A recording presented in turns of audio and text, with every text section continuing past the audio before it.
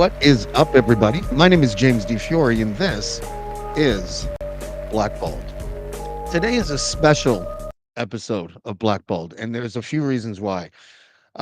This is one of the most long, anticipated shows that we've been talking about for probably like 2 years now. It used to be called, we were going to call it The Fix at one point, and then, life got in the way, technology got in the way, health got in the way. And finally, we have, and I'll show you a little trailer first. David Wallace is going to be spearheading the show, the political dark art show here on Blackballed. And I'm just going to show you a little bit preview right now before I introduce the dark art specialist himself, David Wallace.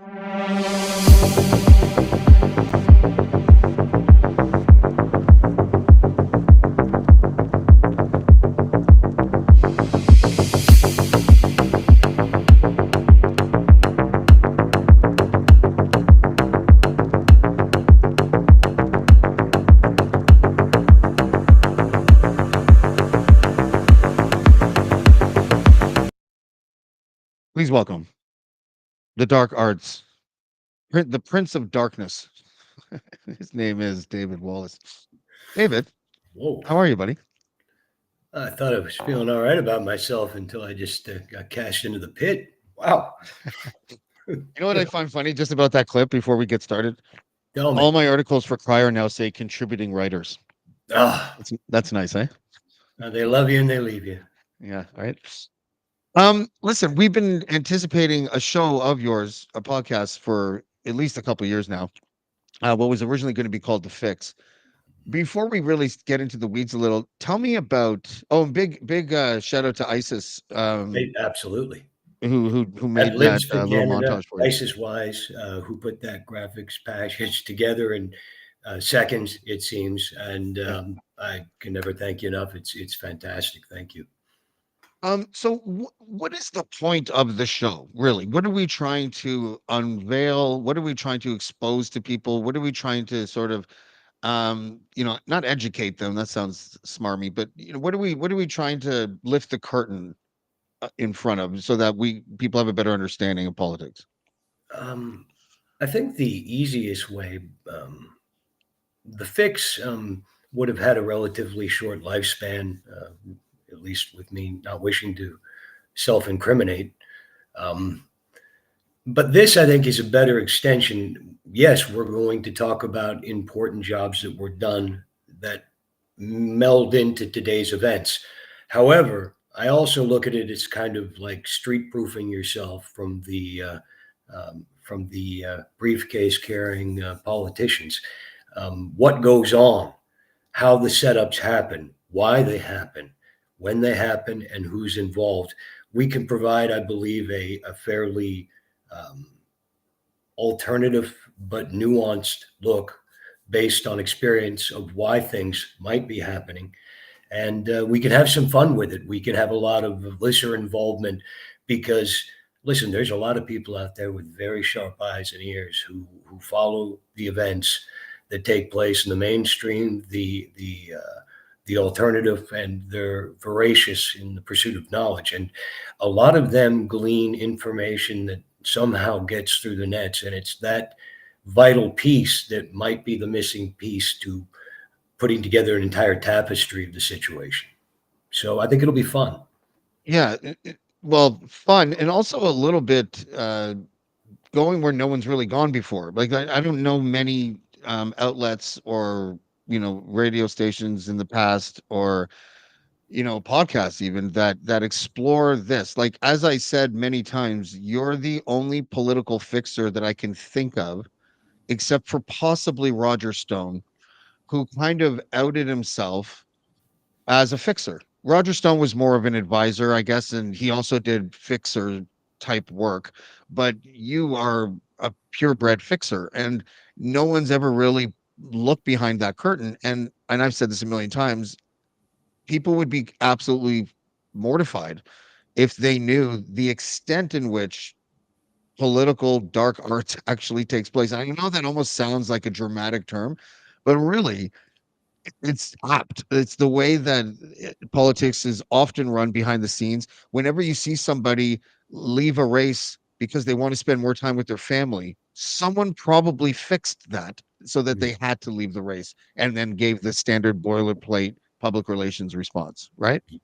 That's look. I'm sure somewhere along the line in history, one of these people actually did leave to spend more time with family. It could Yeah. happen, but not that I'm aware of. It's interesting because there is a there's a tendency for people to turn a blind eye to this stuff. And I'm wondering, there's such an incestuous relationship between media and politics and the corporate world.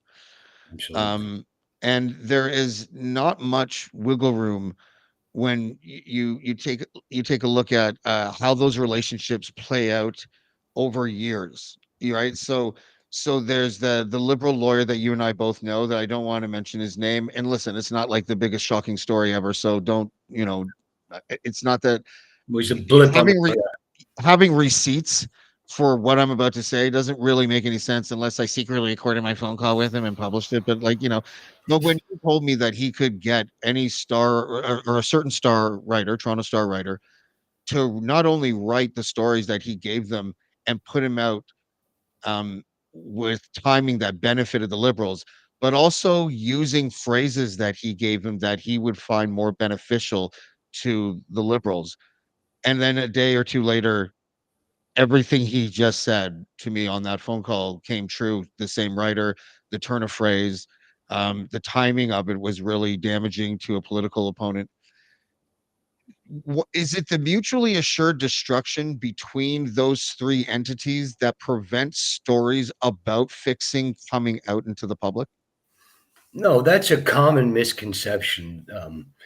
It would also not be inaccurate. I mean, they're all guilty of sin, so they certainly have more than enough to blackmail each other with.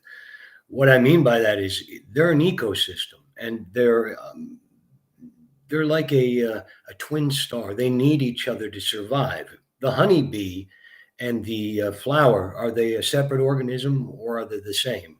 Because if one dies, the other perishes as well. The news media needs to be there to peddle the bullshit for the financial sector to move their paper. That paper needs to get moved through legislation that politicians enact. Politicians are elected largely by the news media and what opinions they are able to sell to the people. You see, it's an ecosystem. They all need each other. So they're codependent. And that is why you need to establish strong relationships with the media. Even it doesn't matter where the media is, because a hot rumor gets out fast. You see, it's a very, very necessary evil, the media. An independent media vanished long ago. Yeah, and it's also it's a tripartite state, and the media, the journalists themselves are often beholden to the politicians because they don't want to burn sources. They don't want to ask questions that are thoughtful, you know, because if they do ask thoughtful, important questions, they won't be called upon again. Nope. That's why all the questions that you see in scrums in Queen's Park or in the House of Commons are always, you know, uh, does the Prime Minister feel that it's damaging to the reputations of potentially innocent MPs, and that's why he's not releasing the names? And it's just like, oh my softball, right? Like, uh, there's a tendency for journalists to have job security issues when it comes to not placating politicians. So you're right. The independent media. I don't know if I would say it's dead. Just has no place in the same arena that mainstream does. Like there's no real independent media doing scrums at the House of Commons. No, You know what I no. mean? There's no one asking questions that are thoughtful and poignant. Um, that probably won't ever change. So how are you prepared to take this new podcast and find a way to get at the heart of something without turning over the cart in a way where you either get in trouble or the mainstream media just never picks it up? Like what do you think is the right way to present your experiences and your thoughts on specific stories that you think have a fixer element to them? Yeah, I think we can look at the headlines and you can take apart events, just the mechanics of them, going by. Um, okay, first of all, what is the issue? What is popped up? What is the hot button issue? Where is this originating from? Why has it found its way to the surface? You kind of reverse engineer. You start from when, okay, we've got our crisis. Now we're going back to why. And I think that that's the best way to utilize my skills in a podcast because I think I can lay out some pretty convincing arguments and get to the why. Okay. We had a couple of examples. I'm going to start with, remember when Justin Trudeau was he had to apologize because he went on vacation to a Tofino to a big mansion or whatever in Tofino. Who was the owner of that mansion, and why is that a more important story than was led on at the time? See, James is pretty smart. You put me on, you ask good questions. Okay. Trying my best. So, Tofino, okay. That vacation was worrisome to me personally. Um, Again, this is just a scenario for entertainment purposes only, but I'm going to lay it out. Um, that island, that vacation was paid for by a gentleman named James McRoberts. And I'm going to give everybody an example of how a leader or an MP, maybe even a prime minister, might be exposed to foreign intelligence, maybe unwittingly, but foreign intelligence all the same. Mr. McRoberts is a very interesting character. He lives in the middle of some fucking ocean, pardon the language. We'll have to trim that up for the show. But he lives in the You middle could of the ocean specify with a the bunch ocean. of You could specify the bodyguards. ocean. You could specify. Um, There's no fucking ocean. There's an there you go. Atlantic and a And, Pacific, right? and he lives in the middle of the ocean on a nice big ship with a bunch of bodyguards on board because so many people hate his fucking guts because he's stolen their money that they'd like to find him. He was hiding out in a castle, I believe it was in Scotland, but he didn't find that safe enough, even with all his ex SAS guards.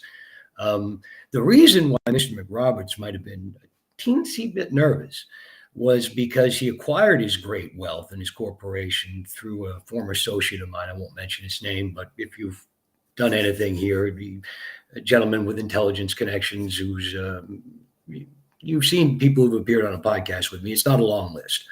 But he stole that guy's company because that guy got framed up and went up to the United States of America in San Diego, courtesy of the U.S. Justice Department on a money laundering conviction. And as he was on his way to court to fight these charges, which he was innocent of, he was going to put all his assets in his trusted partner's name, the guy he picked up off a couch who had not a dime, Mr. McRoberts. And well, it didn't work out so well because, well, he went to jail for money laundering, which he was later exonerated of. That doesn't happen often. Mr. McRoberts had stolen his goods and absconded to Scotland. Now, the reason that's relevant is because Mr. McRoberts, prior to meeting this gentleman, had also been down on his luck and met another billionaire in the UK. And that guy ended up going up for money laundering in the UK and losing all his assets. What I'm saying is Mr. McRoberts, in my opinion, and I could be wrong, again, this is for entertainment purposes only, could be, Disclaim. Allegedly. could be hooked through the bag by a 3 or 4 letter agency who happens to pimp him out to make friends and influence people. And, people like that, they're like locusts. And there's quite a few of them about. But I don't know about the prime minister or any MP or any politician who theoretically may have vacationed with this man. But maybe that person wasn't aware. But Mr. McRoberts, well, he sure as hell was aware of foreign intelligence. Allegedly, could be in this scenario, again, for entertainment purposes only. Right. And then there was another story. Let's move on from that because that one's a tough one. He also, McRoberts, if correct me if I'm wrong, but he had ground floor investment for the weed He legalization sure of that. did. He owned. Yeah, he was eagerly anticipating the announcement of legalization of marijuana in this country, the sale of it, and let's just say that he stood to benefit a great deal. Listen, just before we move on, in 2010 had a contract with a friend of mine where we had two jobs. One of them, we were going to do content at the 2011 January 2011 Federal Liberal Convention. I was hired by Alfred Apps, who was the outgoing president of the Liberal Mhm. Party at the time. And the preamble to that, the contract, I think it was like from September until January, was that we had to, I wouldn't use the word lobby because I'm not a lobbyist, but we had to, our job was to lean on weed advocacy groups and encourage them to email liberal delegates to encourage them to vote yes on the policy initiative regarding legalization. Right. And that's what our job was. Perfectly legal, by the way. It's just, that's so the outgoing president, Alfred Apps, just was at the helm of the worst election in liberal history, basically. I think they were shrunk down to like 20 seats or something like that.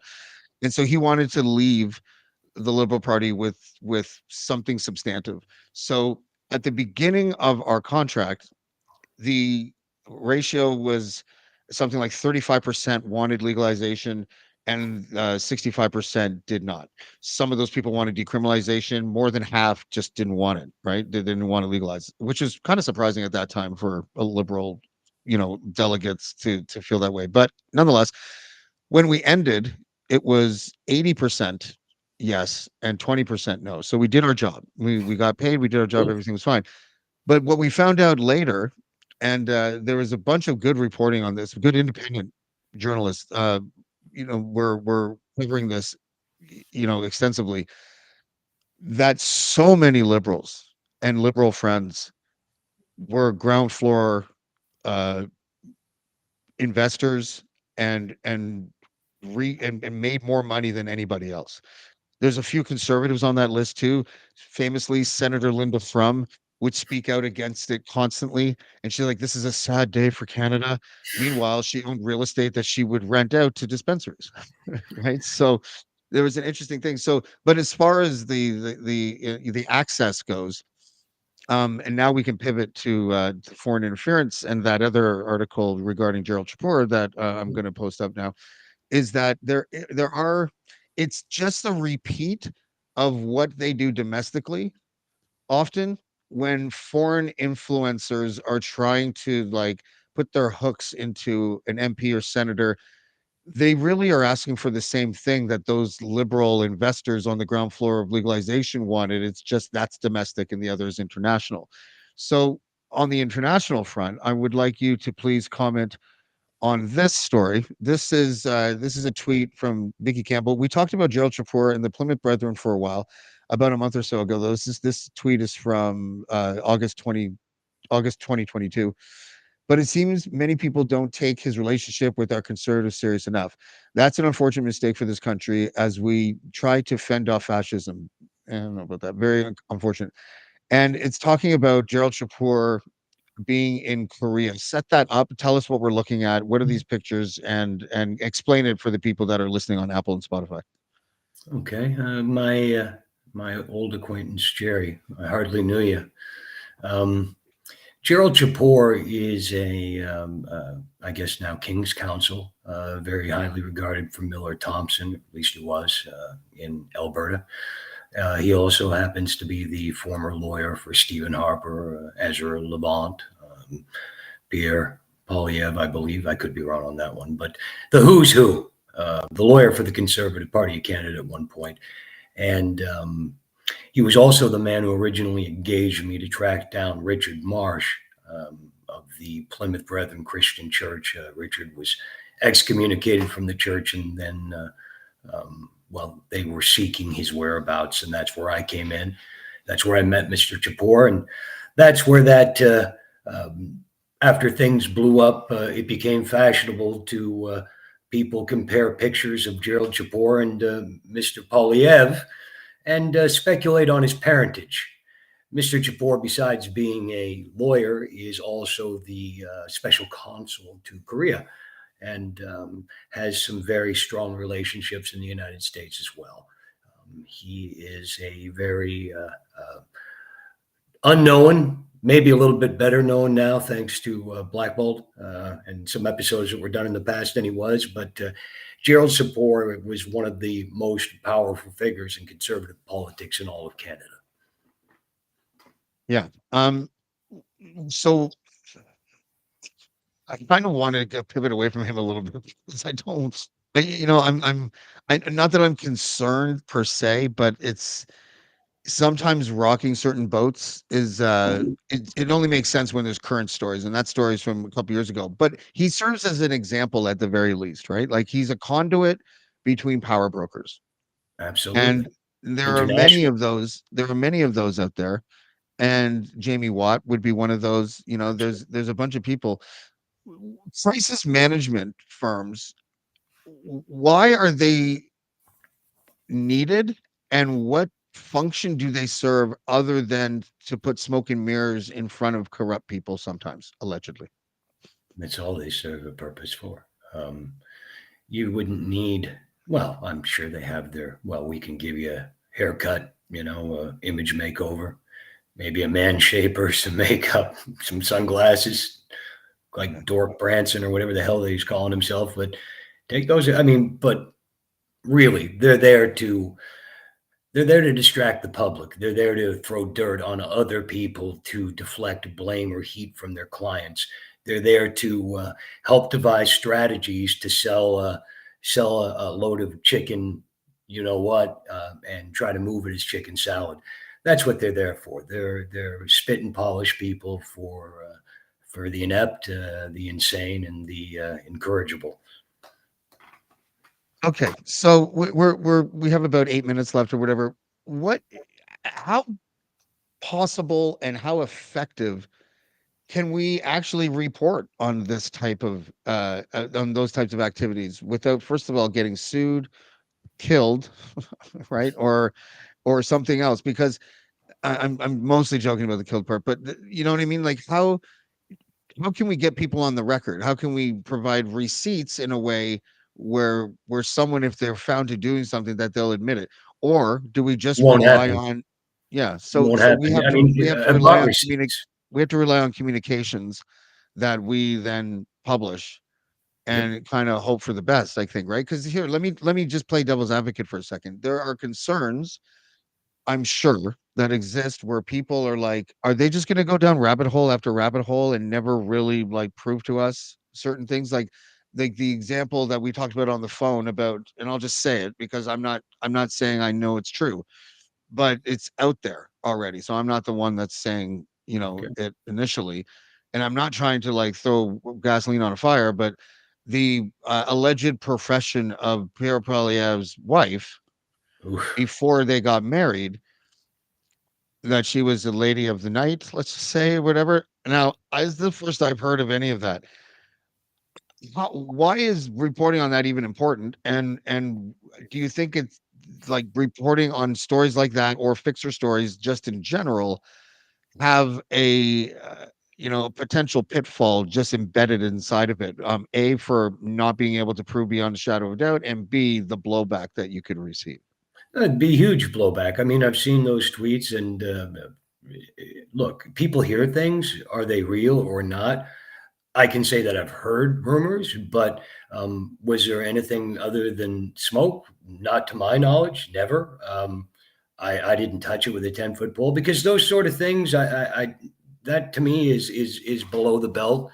And if it's Yeah, me if it's too. something that And, you've got and to use, I mean, no matter what somebody's profession may be or may not have been, whoever they are, if they've moved on in their life, and not even if they've moved on, if they're an adult and they're conducting their life and they're not breaking any laws, it's none of my goddamn business.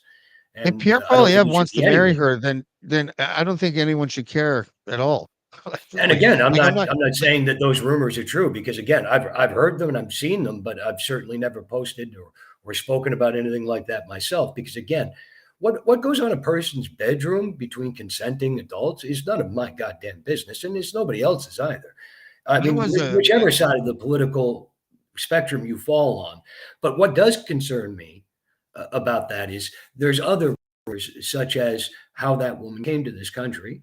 Okay, there's the public version, and then there's the other version, which has been perpetrated in many different areas, not just online, but in rooms, in meetings, all over the place.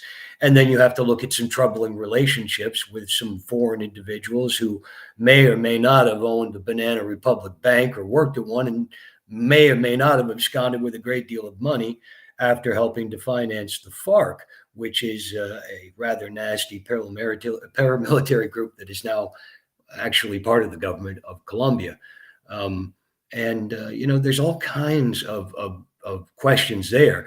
I personally can see why Mr. Polyev would not be too anxious to sit before the committee to get his clearance, because simply put, there are so many red flags here coming from who he is, literally what his parentage may be.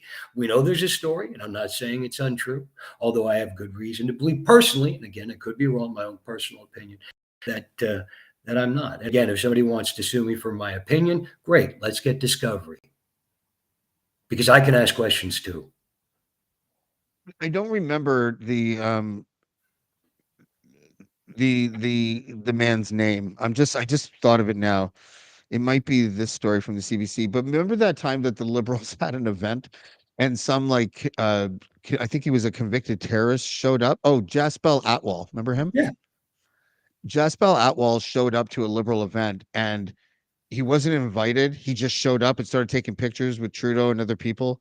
And I remember when that happened, I was just like, someone did that. Like that of feels like a course. A guy Harvard just novel. like me put him on a plane, took him there, paid all Ex- his things, gave him an envelope or whatever, and set yeah, him up and said, "Have a good time." yeah. And so obviously that's pure speculation, but the guy had no business being there and wasn't invited. It all came out. And it was just like clearly he was planted there to for bad PR, right? When you talk about foreign interference, often people think, Chinese spies and Russian spies are meeting in like smoky back rooms and parking garages, and all you hear is the car door open and the briefcase close and all that kind of stuff. No, But much more mundane. yeah, some of foreign interference is organized. Like I Mhm. would consider the IDU to be foreign influencers, Absolutely, absolutely. They consider election themselves sovereign. meddlers. Yeah. So how do you distinguish between the in the shadows people and the organized people when what they do is almost identical sometimes? And I'm not talking about kidnapping Richard Marsh and shit like that. I'm talking about, influence peddling and economic I don't know, bribery, but exchanges and favors and all that kind of stuff. What's the legalized version look like? And what does the illegal version look like? And how do they differentiate? All right. Well, literally, they're just basically two different roads to the same destination. Um, One's more expedient, one is more time consuming, but potentially more rewarding if slower. I'll give you an example: the illegal. People think well, how do they find these people who are look? Foreign countries' intelligence services have a file on every single sitting MP and MPP. It's just a fact, and most big city mayors. They know those people better than they know themselves. Why? Because it could potentially become very useful. A guy knows a guy. They need to get into a place. I mean, look at Brampton. Just for example, Brampton is a an area that is very interesting if you look at its demographics and you look at the organization, we should say, that goes on there. Um, there are a lot of foreigners there, and I don't mean foreigners who've crashed the party. I mean people who are acting in foreign interest. Relationships are formed based on information that is given to an operator. So these countries collect intelligence on the MPPs. I mean, with the data scraping, everything they can do these days, it's readily available to purchase data. You work up a profile. After the profile is worked up, then they reach out to a contractor, whoever that might be a man, might be a woman, and that person would be tasked with forming a relationship with this person. The end goal in mind being to influence or to glean information from this individual. And this is a long-term strategy. If you're a stringer, you do your job, you earn a living, you blend in, but at the end of the day, you're putting a little something extra in your pocket based on the work that you're doing. You might not even know why or for who. Well, we'll try to figure out the best way to do it over the next, over the weeks and months to come. I think we're Absolutely. doing one show a week. Yeah, we'll see one or two, but this one was a warm up, and I've got some concepts, and we're going to go extremely hard on the first few because we've got a lot of catching up to do. So I wouldn't want to miss them. Yeah, and hopefully we can see if eventually, if we do it right, I wonder if we can get like any either ex-politicians or, ex-staffers or something that are no longer in politics anymore to talk about their experiences of like, you know, uh delivering envelopes or sitting Being people down and approached. letting them know that they need to drop out of the race because if they don't, then the scandal in that envelope is going to come out. Like, I wonder if we can actually get people to come on the record about this stuff. Well, I think that you'll find a lot of people who have served who will be quite willing to tell their stories of being approached. And maybe they didn't completely grasp the concept at the time, but given time to think about it, they recognized the signs. And I think that's would be a very interesting thing. I know it happened much more personally in decades past due to the difference of the technology we have now. We live in a different type of world now, but in the past, human intelligence on the ground, from what I was able to glean from speaking to people, was much more prevalent. I just put the a link where you can donate to David's cause. David basically stopped making, a six-digit, I wouldn't call it a salary, but he was a contractor who made really good money. And then when he stopped, when he didn't want to, at the behest of the Plymouth Brethren Christian Church, put Richard Marsh in danger. So now the income that he makes is sparse, and so I put a PayPal link into the comments. If Well, I you're on appreciate it. YouTube, Thank you. take a look at that and see if you can muster up some cash for David so that he can scratch out a living. But David Wallace, listen, we'll talk soon. We'll probably do maybe one more this week if we can figure out something that's specific and that we can talk about in a way that is worthwhile for people to listen to and not make them feel like a lost puppy dog at Stampede. So No, and I think we'll people talk have soon. a few laughs along the way too, because we're going to tell some stories, and we might even get into, well, we will for sure during the course of this program, get into how the hell I got into this. David Wallace, thank you for joining us, my friend. Tally ho. Have have a good one. That was David Wallace. So yeah, so this is we're gonna try our best to not make people feel lost because we know that these aren't the types of stories where you can libel somebody, but also you can't. This would be B.